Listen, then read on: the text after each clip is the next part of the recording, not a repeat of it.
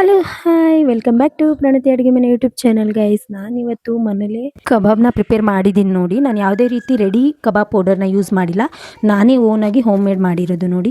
ನಾನು ಅದಕ್ಕೆ ಮೊದಲನೇದಾಗಿ 1.5 kg ಅಷ್ಟು ಚಿಕನ್ ತೊಗೊಂಡಿದ್ದೀನಿ.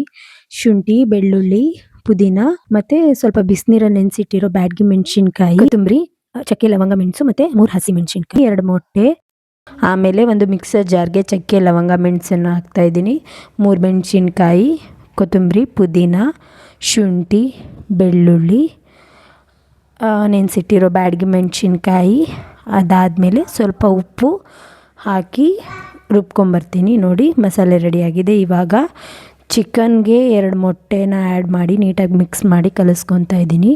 ಅದಾದಮೇಲೆ ಮಸಾಲೆನ ಆ್ಯಡ್ ಮಾಡಿಬಿಟ್ಟು 2 ಸ್ಪೂನ್ ಕಾರ್ನ್ಫ್ಲೋರು, 2 ಸ್ಪೂನ್ ಅಕ್ಕಿ ಹಿಟ್ಟು, ಒಂದು ಸ್ವಲ್ಪ ಧನಿಯಾ ಪೌಡರ್, ಸ್ವಲ್ಪ ರುಚಿಗೆ ತಕ್ಕಷ್ಟು ಉಪ್ಪು ಎಷ್ಟು ಬೇಕೋ ಅಷ್ಟು ಆ್ಯಡ್ ಮಾಡ್ಕೊಳ್ಳಿ.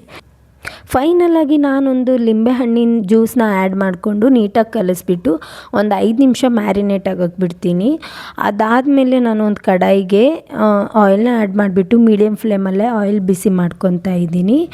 ಅದಾದಮೇಲೆ ಚಿಕನ್ ಪೀಸಸ್ನ ಆ್ಯಡ್ ಮಾಡ್ಕೊತಾ ಇದ್ದೀನಿ ನೋಡಿ.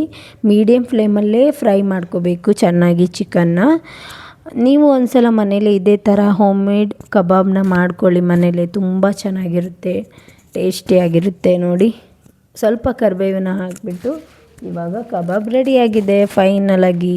ನಿಮ್ಗೇನಾದರೂ ಈ ವಿಡಿಯೋ ಇಷ್ಟ ಆಗಿದ್ದರೆ ದಯವಿಟ್ಟು ಸಬ್ಸ್ಕ್ರೈಬ್ ಮಾಡಿ, ಶೇರ್ ಮಾಡಿ, ಹಾಗೆ ಪಕ್ಕದಲ್ಲಿರೋ ಬೆಲ್ ಬಟನ್ನ ಕ್ಲಿಕ್ ಮಾಡಿ.